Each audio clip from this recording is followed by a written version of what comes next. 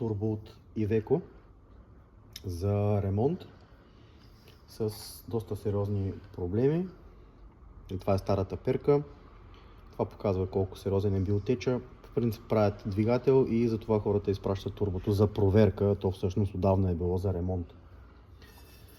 Да покажем, че това е перката. Пасва, няма луфт. Индюсър на 40,6 мм. Правим апгрейд. Умишлено не слагаме билет. В този случай апликацията няма да е с изключително висок буст. Не се гонят някакви безкрайно високи резултати. Но пък за сметка на това слагаме индюсър на 47, което е значително повече. Ексдюсър на 58 спрямо ексдюсър на 56.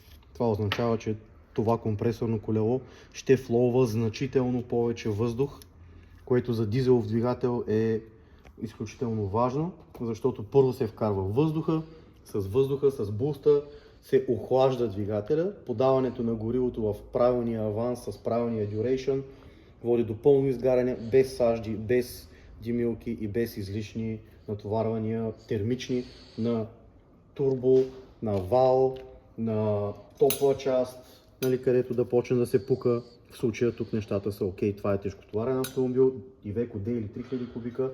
Следователно, идеята е да вдигнем ефективността на системата и да повишим около 50 до 60 конски сили.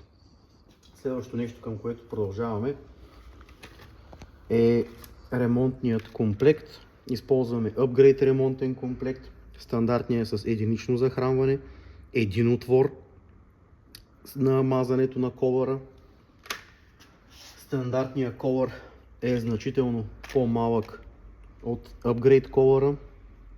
В случая използваме с по-голям диаметър шайба и колър, като идеята е тук да имаме по-голяма площ, върху която маслото да може да разпределя товара от буста, защото когато повишим буста, а то е неизбежно да повишим буста, има аксиално натоварване и това води до контакт на ето тези шайби с бронзовия аксиален лагер.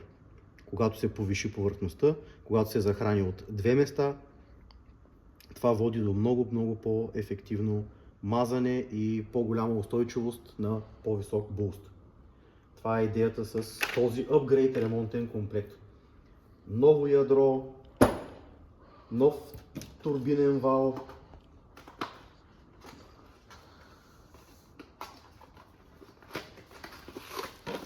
тук в случая използваме също апгрейд вал, защото стандартният е с 12 лопатки. Ние избираме турбинен вал, който е с 11 блейда. Това е TF.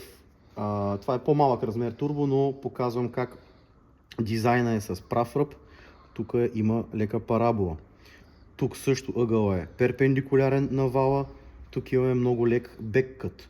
Ако обратното налягане е повишено в случая, може да се добави още малко беккът, да се отпуши турбинния вал. Този турбинен вал в TD04 конфигурация, TD04HL конфигурация е способен да избута без проблеми до 380 конски сили. За бензин говоря.